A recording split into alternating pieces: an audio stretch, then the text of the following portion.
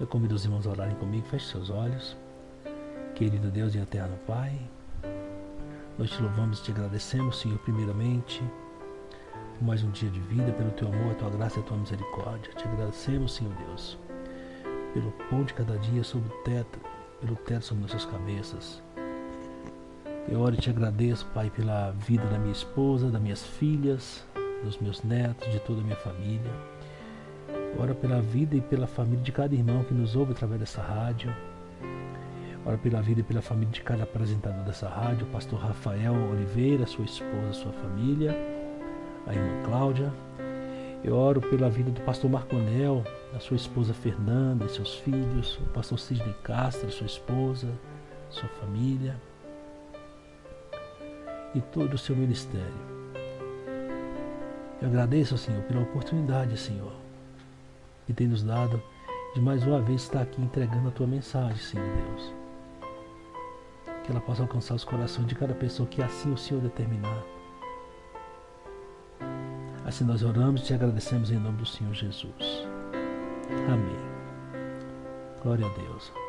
Bom, irmãos, hoje nós vamos falar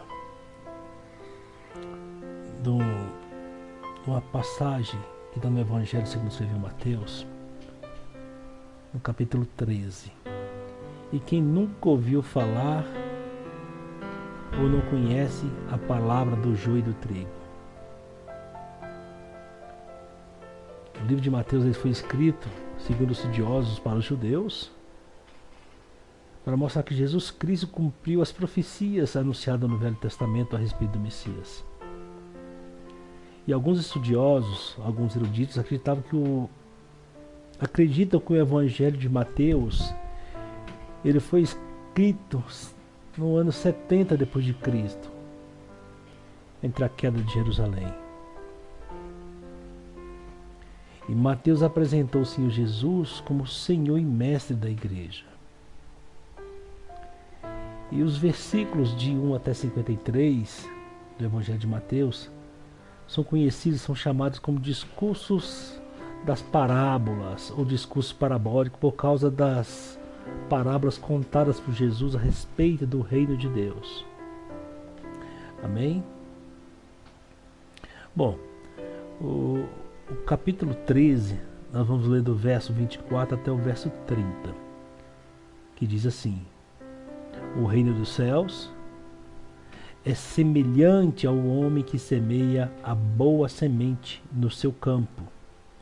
Mas dormindo os homens, veio o seu inimigo e semeou joio no meio do trigo, e retirou-se. E quando a erva cresceu e frutificou, apareceu também o joio. E os servos do pai de família, indo ter com ele, disse-lhe: Senhor, não semeaste tu no teu campo a boa semente? Por que tem então joio? E ele lhes disse: um inimigo é quem fez isso. E os servos lhe disseram: queres, pois, que vamos arrancá-lo?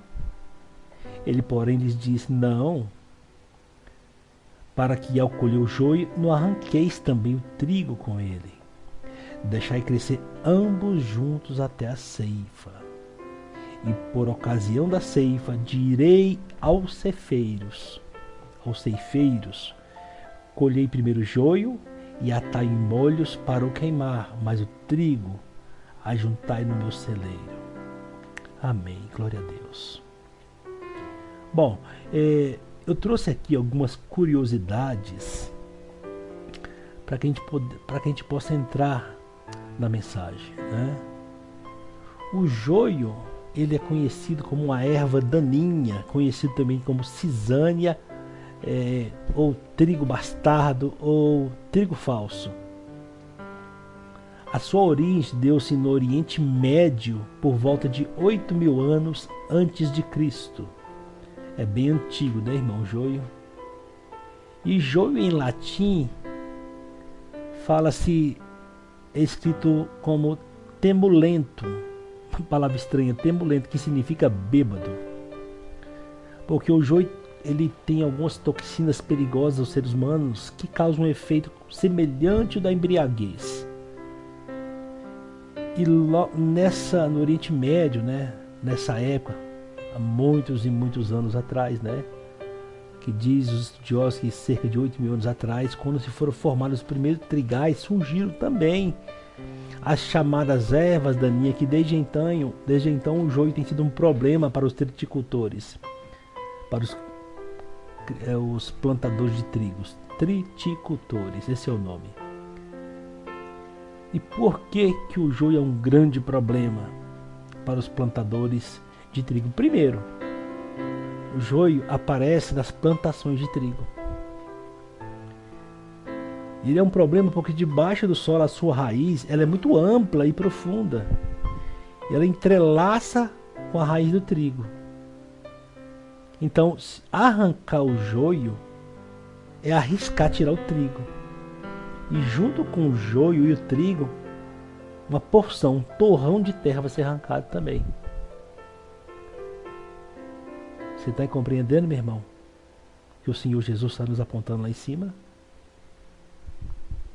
Bem, a raiz do trigo, por outro lado, ela é curta e se desprende muito fácil do solo. Olha a diferença. E segundo os estudos e as pesquisas que eu fiz, não se sabe ao certo como que apareceram os primeiros joios nos trigais. Acredita-se que as suas sementes foram movidas pelos ventos ou depositadas por dejetos de animais selvagens que pastavam nas regiões.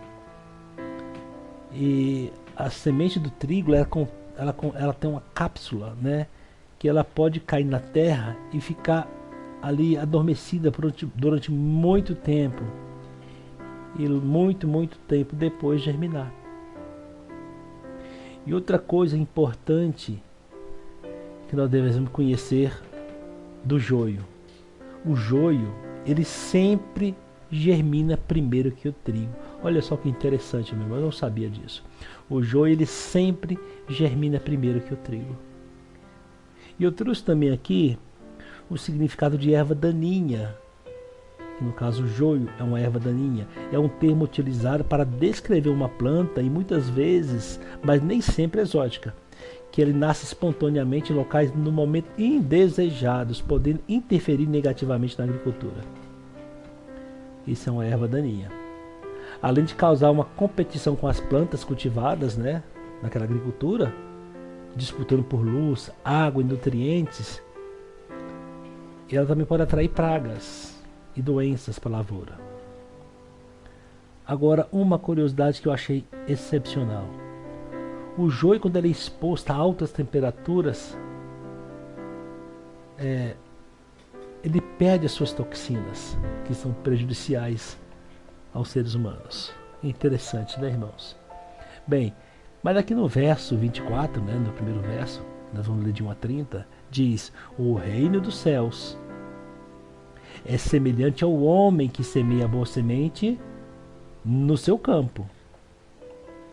O Senhor é que semeia no coração do homem a boa palavra, que é a boa semente, que é o evangelho do Senhor, que é o evangelho genuíno. E os homens são os campos. O homem é o campo no qual recebe a boa semente, que é a palavra de Deus.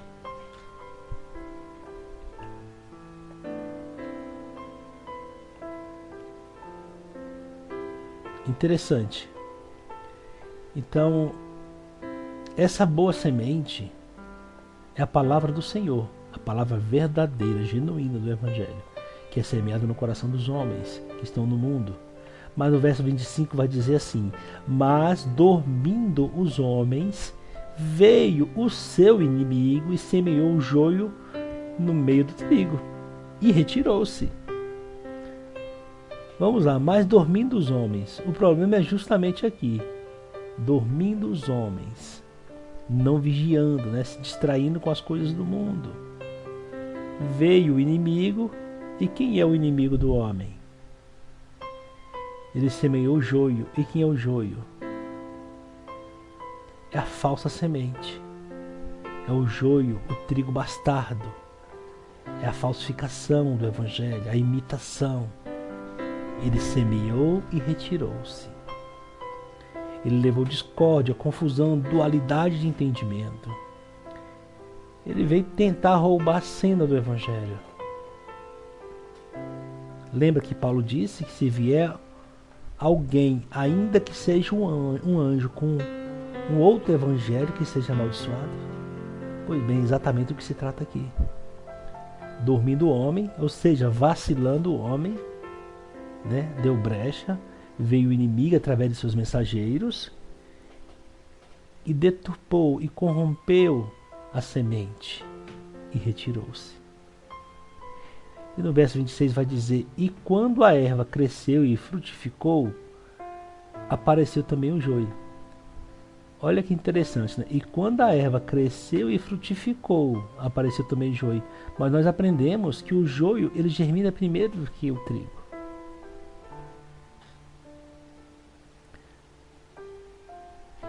Quando a erva do trigo cresceu e ela frutificou, apareceu também o joio. Na verdade, o joio, embora ele germine primeiro do que o trigo, ele não dá fruto. Ele não dá o primeiro fruto porque, na verdade, nem fruto tem para dar. Ele é simplesmente prejudicial ao homem. Então, embora ele germine primeiro, embora ele cresça primeiro, ele não pode dar fruto. Porque não pode se considerar que o que ele dá é fruto, porque é prejudicial ao homem. E no verso 27 vai dizer: e os servos do pai, indo ter com ele, disseram-lhe: Senhor, não semeou tu no teu campo a boa semente? Por que tem então joio? Em primeiro lugar, meus irmãos, nós já sabemos que o joio germina primeiro. E olhe, os servos do pai acabou de plantar o trigo. Passado um tempo, eles perceberam que tinha uma semente má.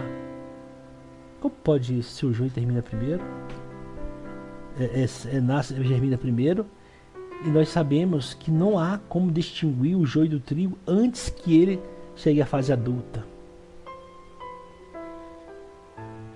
O joio e o trigo são muito parecidos. Nem especialista consegue distinguir quando são novos.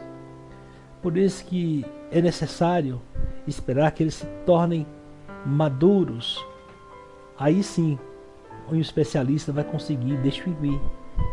Porque o trigo, ele se curva, ele vai ter as suas sementes um tom marrom escuro quando maduro, e o joio vai ter suas sementes, né, as suas cápsulas meia preta, que são rígidas, mas não tem nada dentro, são secas.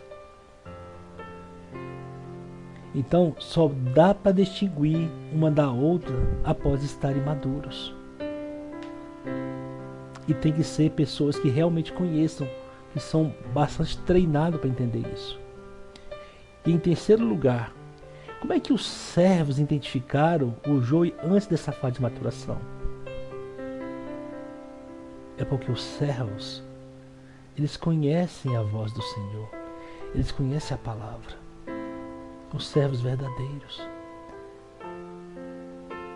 Ele foi, procurou o pai e disse: Senhor, o Senhor não semeou a boa semente no teu campo? E por que apareceu o joio? Por que apareceu a falsa doutrina? Por que apareceu a falsa semente? E é evidente, é importante ressaltar que os filhos conhecem a voz e jamais vão aceitar a falsa doutrina. Lembra daquela passagem? Eles conhecem a voz do bom pastor. Mas, no entanto, meus irmãos, é necessário tomar cuidado. No verso 28 vai dizer: e ele disse, um inimigo é quem fez isso. E os servos disseram: queres, pois, que vamos arrancá-lo? Olha aí, meus irmãos, o cuidado que devemos ter. Nós somos imediatistas. Nós somos rápidos em condenar. E mais rápidos ainda em apontar. Nós devemos vigiar nisso, meu irmão. O Senhor, somente o Senhor conhece todas as coisas. E só Ele sabe lidar com todas elas. Nós devemos buscar orientação do Pai para saber como devemos proceder em cada coisa. Os servos de imediato já se propuseram arrancar a semente, o joio, antes da maturação. E o Senhor no verso 29 vai dizer, ele porém disse, não, para ao colher o joio, não arranqueis também o trigo com ele. Então, o Senhor sabia que eles não tinham capacidade de distinguir o que era joio e o que era trigo, porque não era a época.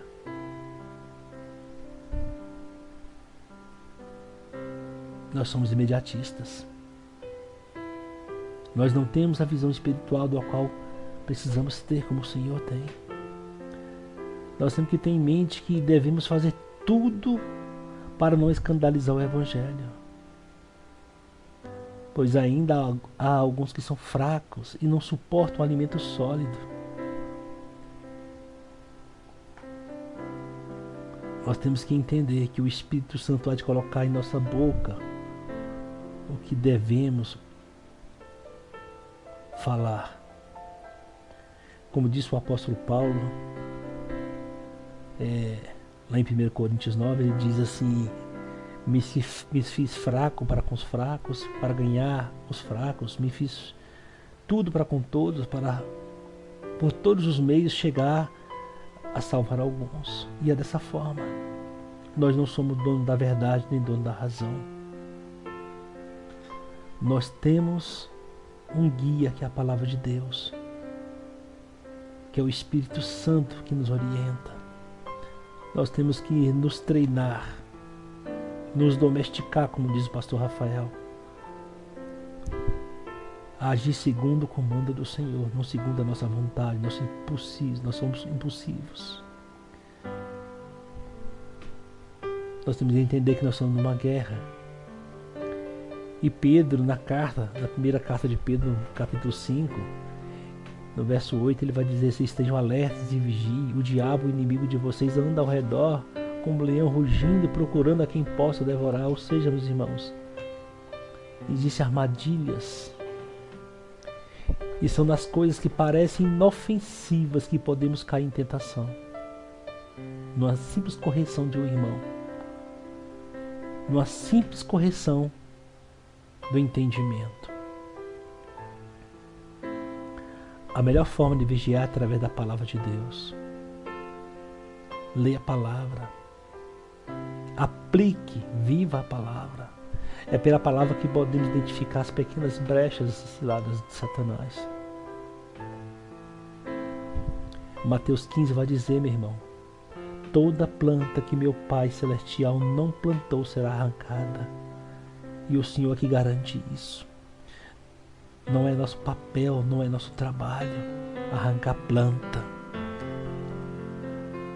arrancar joio. E no verso 30 vai dizer, olha bem o que o Senhor disse, deixai crescer ambos juntos até a ceifa. Deixai. E na época da ceifa, direi ao Senhor, direi aos ceifeiros, colhei primeiro o joio e atai em molhos para queimar, mas o trigo ajuntai no meu celeiro. Oh, glória a Deus. Glória a Deus. Irmãos, lá em Mateus 22, vai falar da festa das bodas. Só fica quem tiver vestimentas nupciais. Joio não entra. Tem que ter vestimentas nupciais. Tem que ser noiva do Cordeiro.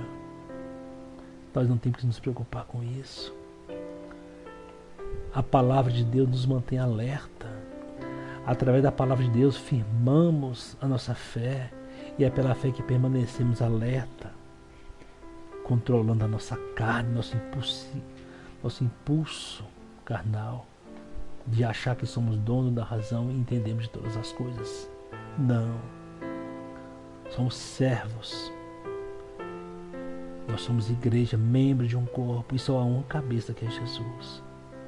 Quando se refere à cabeça, que Jesus é a cabeça da igreja, Ele é o ser pensante, Ele que dá as coordenadas através da tua palavra e do Espírito Santo. Em Mateus 13,47 também vai dizer uma outra semelhança do reino de céu, aquela rede que os pescadores lançam ao mar, e quando ela está cheia de peixes, eles puxam para a praia e começam a separar os peixes, os bons dos cestos, e os ruins vão jogando fora. E no verso 49 vai dizer assim: assim ocorrerá no final desta era, no fim dos tempos. Chegarão os anjos e irão separar os maus dos bons, o joio do trigo.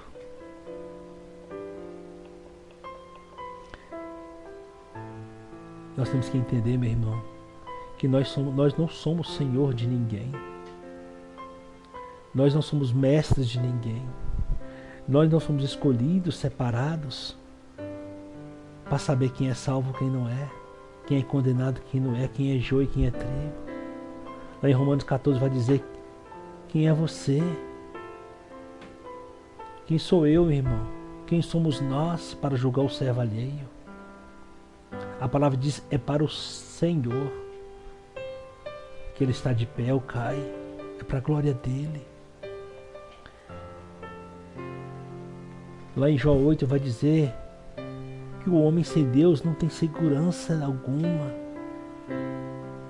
que a vida do homem sem Deus se sustenta numa teia de aranha, que é muito frágil. E eu quero aqui destacar 3 coisas, meus irmãos, para que venhamos estar alertas. Trigo e joio confundem-se. Trigo e joio se confundem.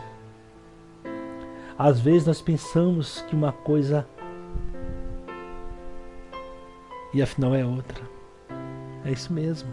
Às vezes nós pensamos que é uma coisa e afinal é outra. Às vezes pensamos que estamos a fazer o bem e afinal estamos a fazer o mal.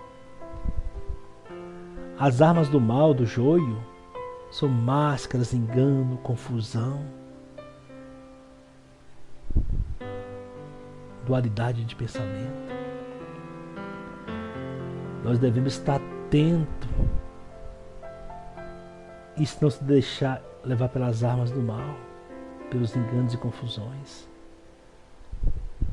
Nunca o joio pode virar trigo. O negócio do joio é aparecer para confundir. E nem tudo que parece joio é joio, meu irmão. E nem tudo que parece trigo é trigo. Não temos a capacidade de separá-los. Nós devemos confiar no Senhor e deixar que o Senhor o faça. Em segundo lugar, cuidado com as precipitações. Qualquer decisão precipitada, ela é sempre prejudicial para todo mundo. Ter paciência e agir no tempo oportuno, no tempo de Deus. É preciso deixar que os frutos cheguem.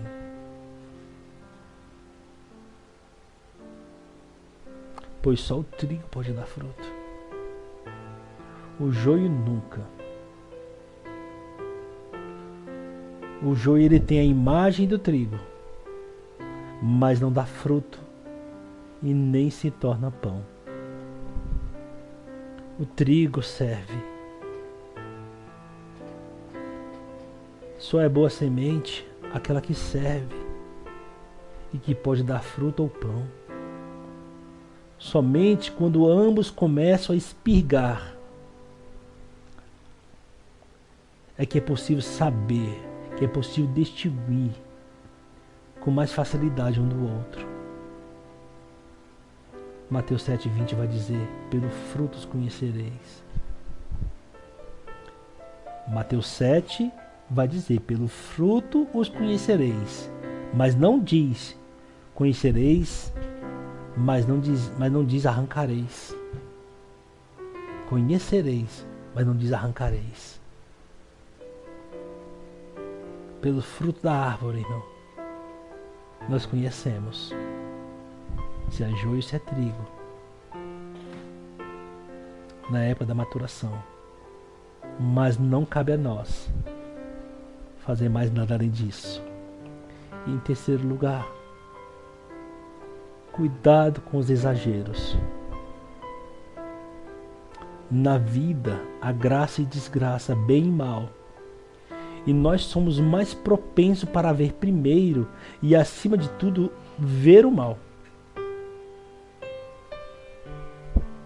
É porque a desgraça, ela salta mais depressa à nossa vista. Nós devemos tomar cuidado, meu irmão, e não agir por vista, e nem ser impulsivos, mas esperar no Senhor.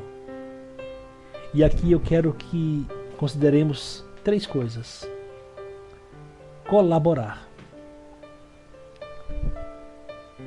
Faz parte da nossa realidade a convivência do joio com o trigo. É inevitável. O joio só dá onde tem trigo. E eu trouxe um pouco de conhecimento, uma história para sabermos um pouquinho do joio. Então, faz parte da nossa realidade a convivência do joio com o trigo. A questão não é fazer o joio acabar, mas ajudar o trigo a não morrer, nem ser destruído. Devemos ajudar a crescer e dar fruto e tornar-se pão, tornar-se alimento. E acreditar. Deus permite o mal. E é preciso, meus irmãos, não confundirmos a vontade de Deus com a permissão de Deus. A vontade de Deus é uma coisa, e vontade permissiva é outra coisa. Nem tudo que Deus permite é a vontade dele, mas muitas vezes ele permite. E terceiro, confiar. Acabar com o joio é trabalho para Deus e seus anjos. Só Ele pode nos justificar e nos perdoar e nos livrar do mal. Então que nós possamos deixar o juízo e a retribuição nas mãos de Deus. E assim nós não seremos desiludidos. Amém, meus irmãos? Glória a Deus. Eu agradeço a oportunidade.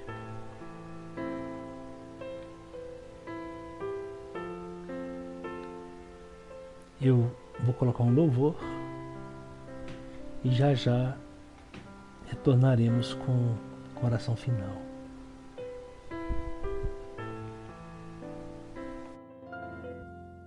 Ó igreja, se prepare, pois o noivo vai e vem. Muitos anjos poderosos vão descendo do vale.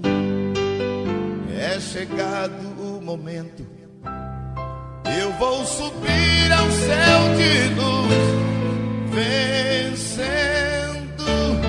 Vem Jesus, oh, glória, glória, aleluia, glória, glória, aleluia. Glória, glória, aleluia.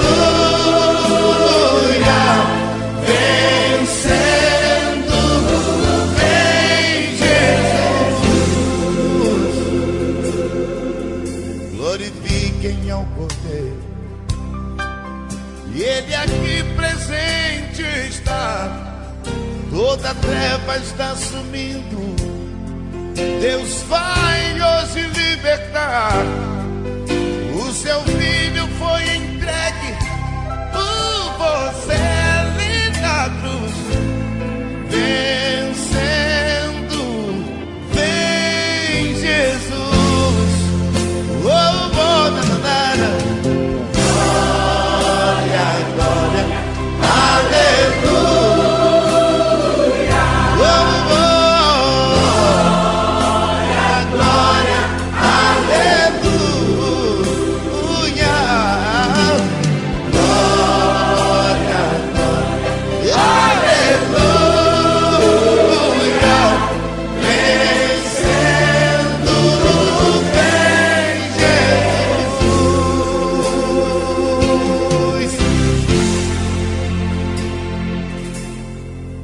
Quando for chegada a hora e a igreja então subir, muitos vão ficar chorando, mas Jesus não vai ouvir.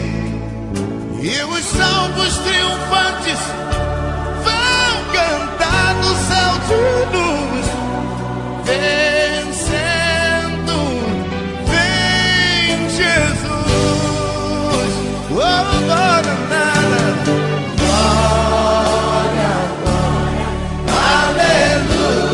aleluia. Oh, glória, glória, aleluia. Aleluia. Glória, glória, aleluia.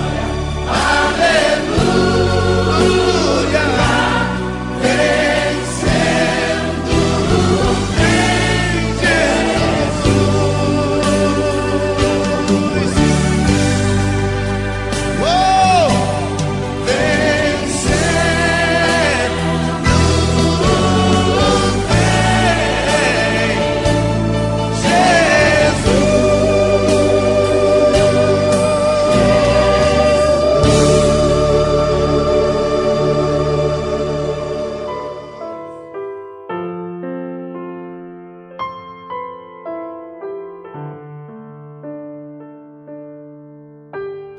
Glória a Deus. Amém, irmãos. É isso mesmo, né?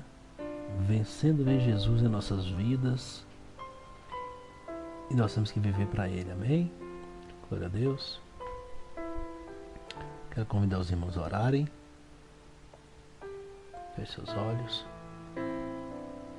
Senhor nosso Deus, nós te louvamos, te bendizemos e declaramos nesta manhã que só Tu és Deus em nossas vidas, Senhor Deus. Pois só o Senhor tem promessa de vida eterna. Nós pertencemos ao Senhor e nascemos para Te adorar, Senhor Deus. Estamos aqui para Te servir. E queremos estar com o Senhor por toda a eternidade. Nós Te louvamos e Te agradecemos, Pai, pela Tua graça em Teu Filho amado, Jesus Cristo. E pedimos, Senhor, que o Senhor venha despertar nosso entendimento, nos dando discernimento da Tua palavra a cada dia, Senhor Deus, para que não venhamos cair no engano, na cilada do inimigo, e que possamos, Senhor, estar sensíveis à voz do Teu Espírito Santo, obediente à Tua palavra, Pai. O Senhor tem total e plena liberdade, Senhor Deus, para agir em nossa vida, em nossa casa, em nossa família, porque nós confiamos em Ti. Se não for para Te servir, Senhor, se não for para Te adorar, não há motivo para estar vivo, Senhor. E nós declaramos nesta manhã, Pai, que somos totalmente dependentes de Ti, precisamos de Ti todos os dias. Que o Senhor venha perdoar nossas falhas, Senhor Deus, por todas as vezes que prejudicamos alguém, que causamos dano, Senhor Deus, que falamos coisas erradas, que tem desagradado Teu Santo Espírito, ainda que na ignorância, Senhor Deus. A Tua palavra diz, Pai, que tudo vem do Senhor, o querer ou realizar, que o Senhor vem colocar em nosso coração, Pai, o desejo a coragem e a vontade de te servir e te adorar com nossas vidas. Eu agradeço ao Senhor, Pai, pela oportunidade de estar mais uma vez nesta rádio, falando de Ti, aprendendo mais acerca do Teu reino. Agradeço ao Senhor pela oportunidade. Agradeço, Senhor Deus, por todos os ouvintes que estão do outro lado compartilhando a Tua palavra conosco, Senhor Deus. Assim nós oramos e te agradecemos em nome do Senhor Jesus Cristo.